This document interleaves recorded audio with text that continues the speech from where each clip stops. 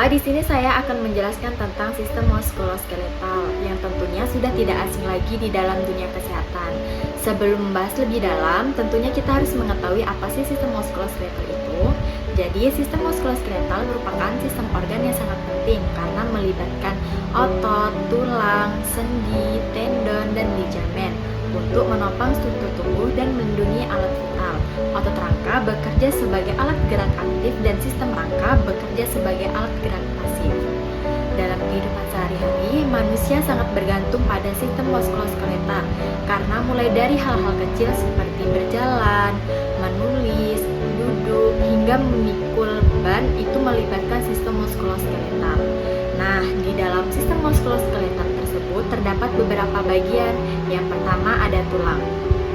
Tulang merupakan struktur keras dan kaku yang membentuk kerangka untuk dapat melekatnya otot. Terdiri dari dua lapisan.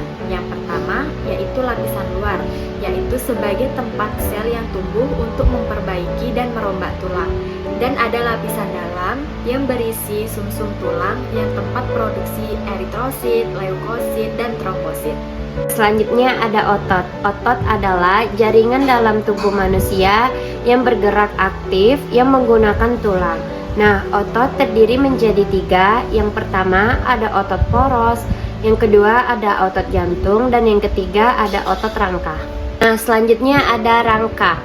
Rangka adalah suatu kerangka internal untuk menyusun, terdiri dari banyak tulang dan jaringan ikat, termasuk kartilago, ligamen, dan tendon, yang disebut sebagai sistem muskuloskeletal. Selanjutnya ada ligamen. Ligamen adalah jaringan terserat yang bentuknya menyerupai pita elastis dan berperan sebagai penghubung antara tulang. Tulang jaringan ikat ini berfungsi untuk menopang sendi seperti lutut, pergelangan kaki, siku, dan bahu. Selanjutnya ada sendi. Sendi adalah tempat atau ruang termasuknya tulang. Tidak hanya menghubungkan dua tulang saja, tetapi lebih banyak lagi. Fungsi sendi untuk membuat struktur tulang, membantu otot untuk dapat menggerakkan tulang. Nah, selanjutnya ada tendon. Tendon adalah jaringan tebal yang berfungsi menempelkan otot ke tulang. Terletak di bagian ujung dari tiap otot. Setiap satu otot memiliki dua tendon, terdiri dari berbagai bentuk dan ukuran, tergantung dari otot, tempatnya, keletakannya. Berikut adalah cara-cara kerjanya. Teman, sekarang kita masuk ke cara kerja sistem muskuloskeletal. Setelah menerima impuls atau rangsangan dari otot, otot akan berkontraksi.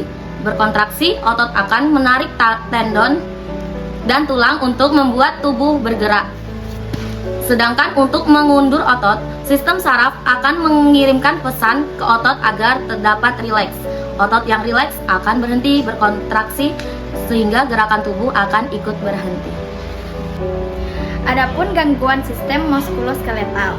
Yang pertama osteomyelitis, infeksi pada tulang jaringan di sekitarnya.